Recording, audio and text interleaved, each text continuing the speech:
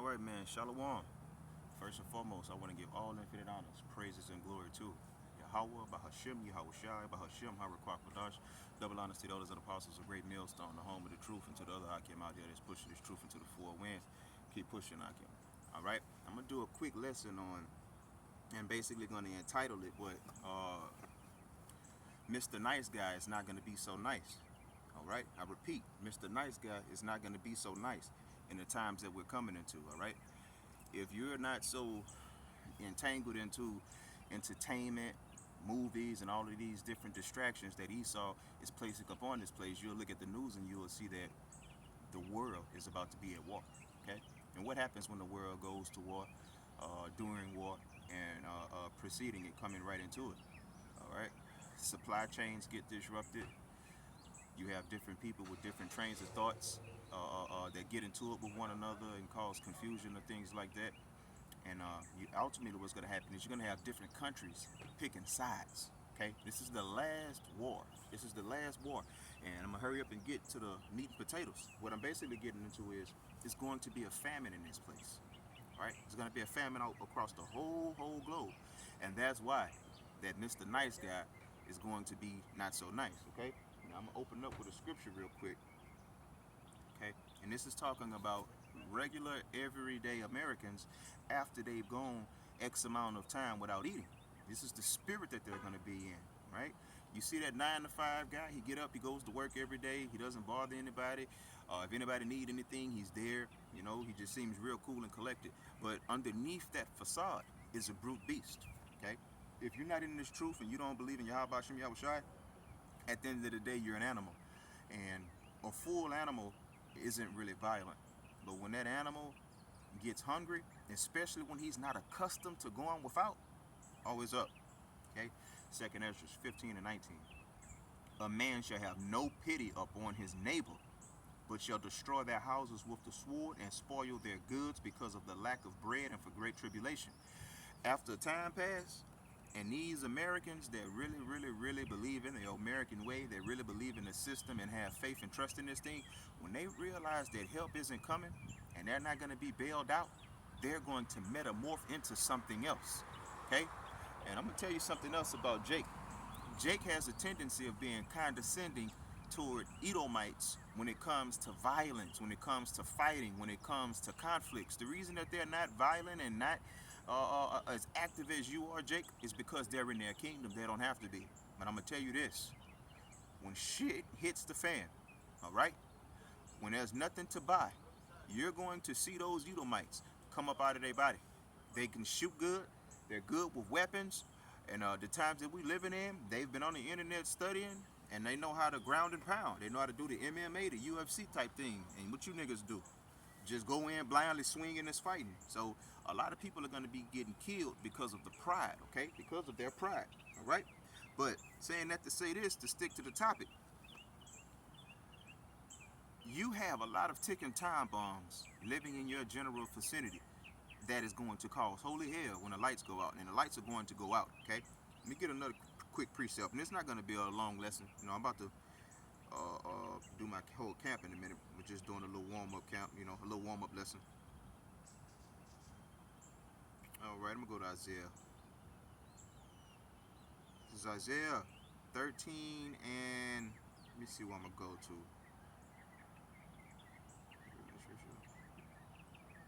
All right, now this is backing up what I just read. This is Isaiah 13 and 16. Their children also shall be dashed to pieces before their eyes. Their houses shall be spoiled and their wives ravished.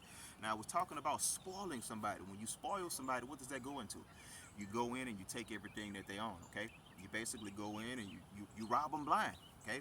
But the times that we're coming into, the scripture just said, they're not going to only be spoiled of their goods and their bread, they're also going to be spoiled of their women, okay? Daughters, nieces, cousins, mothers, aunties, spouses. You see? So your neighbor that you've been knowing all this time, or the guy across the street, the guy from around the corner, you know, your community is going to turn in on itself on top of the other judgments that the Lord has thrown into this place because you have no faith in him. All right, you don't give him a chance. You see his prophets on the highways and the byways. You just walk by, you go about your everyday life, okay? The scriptures say gonna get it. This is Revelation 18:4. And I heard another voice from heaven saying, Come out of her, my people, that ye be not partakers of her sins, that ye not receive not of her plagues. So, by you not coming out of her, and coming out of her is not literal. Not literal. It doesn't mean get a plane ticket and go try to deliver yourself to another country, because everywhere is going to be judged. What it means is come out of her spiritually. Okay, stop engaging in this American philosophy. Stop cutting your beard off.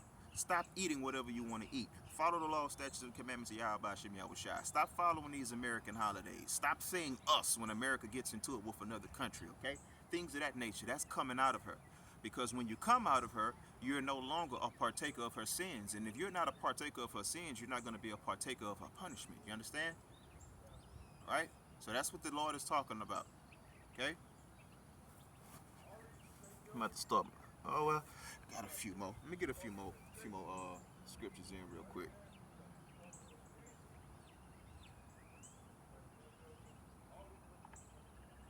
All right. And receive, and that ye receive not of her plagues. And what's the plague that I've used as a lesson today for this lesson? Famine, hunger, starvation. All right. It drives you crazy, and you got to realize this. And I say this a lot. America has more guns than it has people. I repeat, America has more guns than it has people. So when these people stomach touching their back and that discomfort is settling in, they're gonna go for what they know. Their guns. Man, that first week or two is gonna be brutal. So many people are gonna be slain. But at the end of the day, it goes back to what? Judgment. Let me get a precept real quick. We'll go to Matthew 24.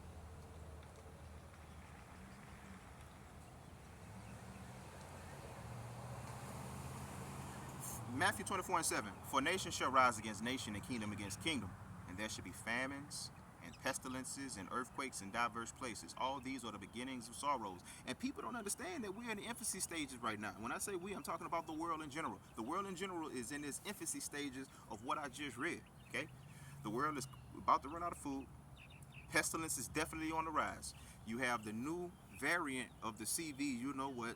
You got the RAS, you know what. Then they got this new thing. It's so many of them. I don't want to name them because YouTube is famous for flagging people when you're talking about medicinal types of subjects or whatnot. They say you're misleading the people. All right, they want to be right. They want to be the guys. Okay, but this is their platform.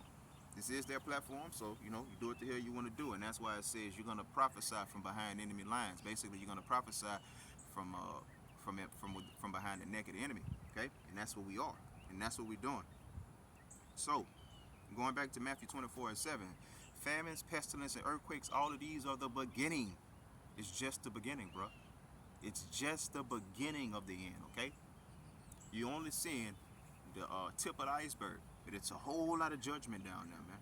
And I'm telling you, the scripture says that starvation is the worst way to go, because you just pine and you waste away. And you're conscious that you're dying. You're conscious of these things.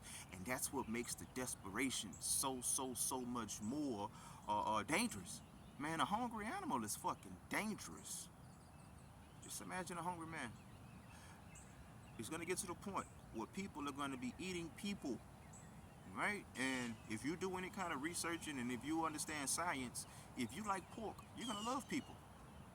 Similar flesh. The closest flesh that humans have is pork.